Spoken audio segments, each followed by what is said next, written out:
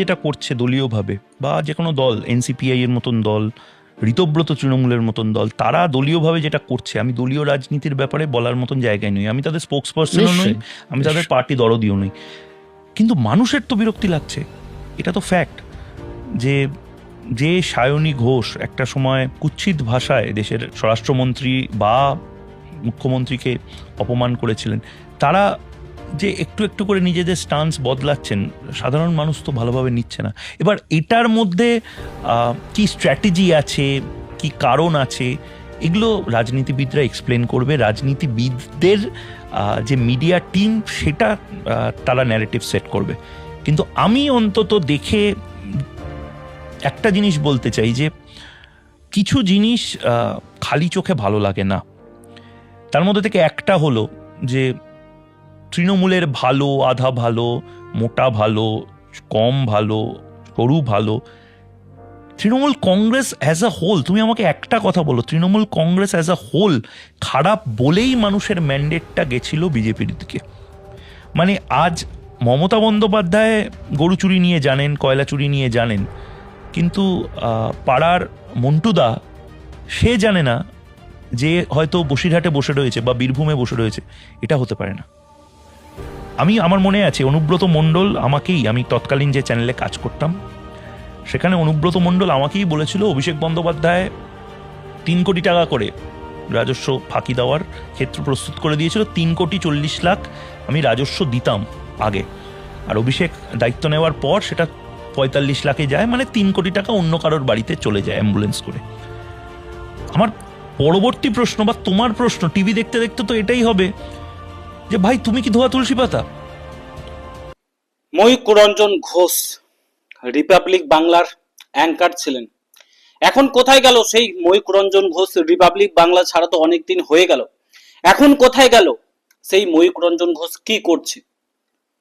আগামী 1 মাসের মধ্যেই নন্দীগ্রামে উপনির্বাচন হতে চলেছে, সেই নন্দীগ্রামে কি বিজেপি প্রার্থী হতে চলেছে তবে উপনির্বাচনে?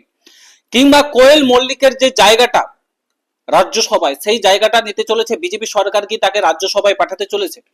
কোয়েল মল্লিকের যে জায়গাটা, কোয়েল মল্লিক ছেড়ে দিয়েছে, আপনারা প্রত্যেকে জানেন 2 মাসের জন্য তিনি রাজ্যসভার সাংসদ হয়েছিলেন, তারপরে বিজেপি সরকার ক্ষমতাতে আসে, কোয়েল মল্লিক ইস্তফা দিয়ে দিয়েছে, তারপরে সেই জায়গাটা এখন ফাঁকা রয়েছে।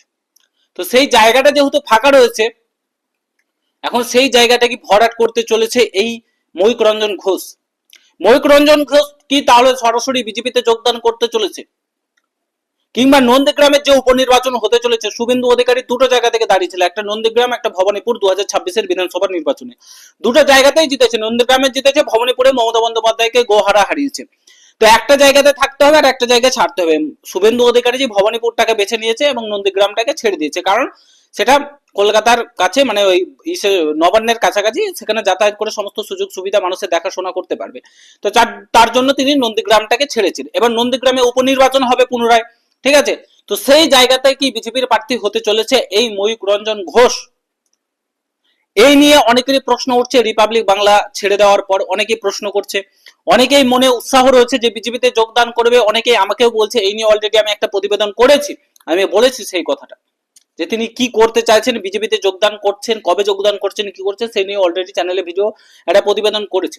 তারপরেও অনেকেই বলছে দাদা এতদিন তো হয়ে গেল, কেন বিজেপিতে যোগদান করছে না? আর তো 1 মাস নির্বাচনে রয়েছে, নির্বাচনের আগেই কেন যোগদান করছে না? কবে যোগদান করবে ময়ূকরঞ্জন ঘোষ? কারণ ময়ূকরঞ্জন ঘোষকে যারা বিজেপি প্রার্থী রয়েছে, মানে বিজেপির যারা কর্মী রয়েছে, কিংবা বিজেপিকে যারা ভালোবাসে, কিংবা হিন্দু যারা রয়েছে, তারা ময়ূকরঞ্জন ঘোষকে ভালোবাসে। কারণ 2026-এর বিধানসভার নির্বাচনের আগে, বিজেপি ক্ষমতায় আসার আগে, যখন তৃণমূল কংগ্রেস ক্ষমতাতে ছিল, তখন মমতা বন্দ্যোপাধ্যায় অভিষেক বন্দ্যোপাধ্যায়ের চোখে চোখ রেখে প্রশ্ন করতো, সঠিক জিনিসটাকে সঠিক বলতো, ভুল জিনিসটাকে ভুল বলতো, যে মমতা বন্দ্যোপাধ্যায় আপনি এই জিনিসটা ভুল করেছে।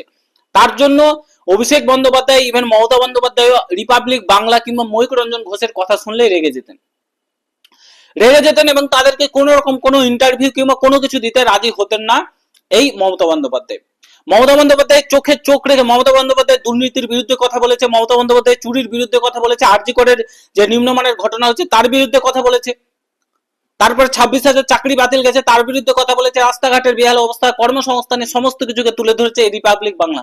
অন্য কোনো চ্যানেলে আপনারা দেখতে পাবেন না এরকম সংবাদ, যে সরকারের বিরুদ্ধে গিয়ে সরকার যে ভুলগুলো করছে সেগুলোকে তুলে ধরেছে। অন্য কোনো সংবাদ মাধ্যমকে আপনারা দেখতে পাবেন না, শুধুমাত্র রিপাবলিক বাংলাতেই এই জিনিসটা হয়েছে। এবং এর ক্ষেত্রে বিজেপি অনেক হেল্প পেয়েছে।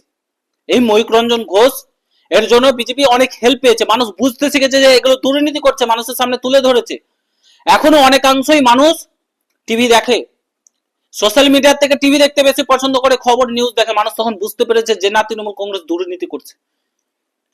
তো হঠাৎ কি এমন হলো, যখন বিজেপি সরকারের দুর্দিনে এই ময়ূক রঞ্জন ঘোষ পাশে ছিল, বিজেপি সরকার যখন ক্ষমতাতে এলো এই সুদিনে, যখন ময়ূক রঞ্জন ঘোষকে আরো বেটার ভাবে, বেটার ভার্সনে আসা উচিত, সেখানে ময়ূক রঞ্জন ঘোষ রিপাবলিক বাংলা ছেড়ে দিল। তাহলে কি সরাসরি বিজেপিতে যোগদান করছে? যেমন রিপাবলিক বাংলার সন্তু পান, এই সন্তু পান দাঁড়িয়েছিল, জিতেছে। তারপরে এই যে মেমোরির বিধায়ক মানব গুহ, সেও দাঁড়িয়েছিল, সেও একজন সাংবাদিক, ঠিক আছে। তো এরা কিন্তু দাঁড়িয়েছে এবং এমএলএ হয়েছে। এবার কি তাহলে ময়ূক রঞ্জনের পালা?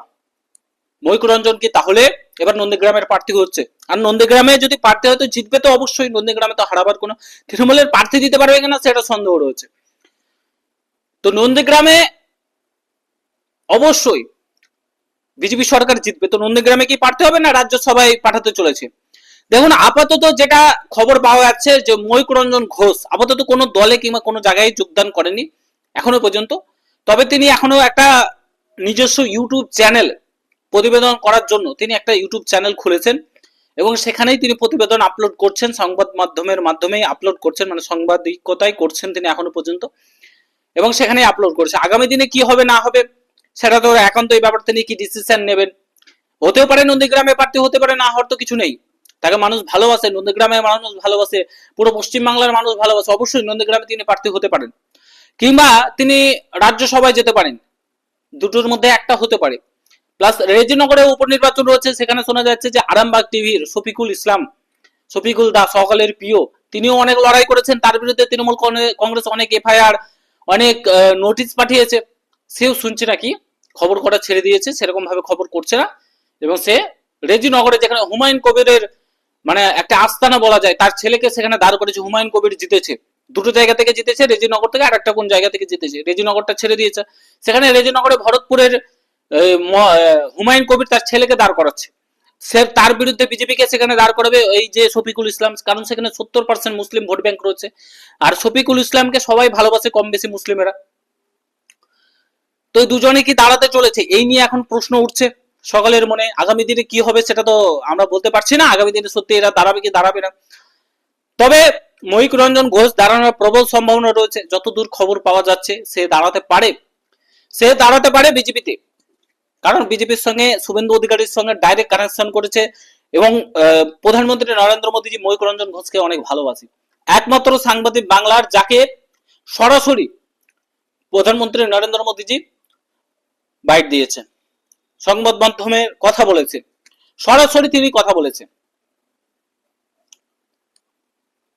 তো ময়ূক রঞ্জন ঘোষকে কম বেশি সবাই ভালোবাসে, শুভেন্দু অধিকারী থেকে শুরু করে প্রত্যেকে। কারণ ভয় করেন, তার বিরুদ্ধে অনেক কেস করা হয়েছে। ওই যে এক বেন্তে দুইটি কুসুম, কিসের কুসুম বলে একটা মন্তব্য করেছিলেন, কিসের সেকুলার, আমি সেকুলার নই, এই দেশ সেকুলার নয় বলে মন্তব্য করাতে তার বিরুদ্ধে অনেক এফআইআর, প্রায় 80টার উপর এফআইআর করা হয়েছিল। তো এই সময়তে দাঁড়িয়ে যখন যারা এফআইআর করেছিল, যেসব তৃণমূলের নেতা মন্ডলীগুলো, তারাই এখন বিজেপির সঙ্গে খেলো ঢেলো করছে, বিজেপির সঙ্গে লাঞ্চ ডিনার করছে। প্রধানমন্ত্রী নরেন্দ্র মোদীজির সঙ্গে লাঞ্চ ডিনার করছে সাইনি ঘোষ, রচনা ব্যানার্জি, শতাব্দী রায়, কাকলি ঘোষ দস্তিদার, এরা শুভেন্দু অধিকারীর সঙ্গে লাঞ্চ ডিনার করছে। তো প্রত্যেকের তো খারাপ লাগবেই, সেরকম ময়ূক রঞ্জন ঘোষেরও খারাপ লাগছে। জানি ন্যাশনাল ইন্টারেস্ট রয়েছে, ভালো কিছু করবেন, তাই বলে এত কিছু কেন, এত কিছু কেন? তৃণমূলের বিজেপির নিচের তলার কর্মীদের মনোবল ভেঙে যাচ্ছে, তৃণমূলীকরণ শুরু করেছে নিচের তলার কর্মীরা। এখন যারা একটু ভালো পদে রয়েছে তারা তৃণমূলের নেতাদেরকে টেনে নিচ্ছে বিজেপিতে, সেই একই তো ব্যাপার হয়ে গেল। যারা এতদিন ধরে দুর্নীতি করেছে তারা তো দুর্নীতিই করে যাচ্ছে, যারা এতদিন ধরে দুর্নীতি করেছে তারা তো দুর্নীতিই করে যাচ্ছে।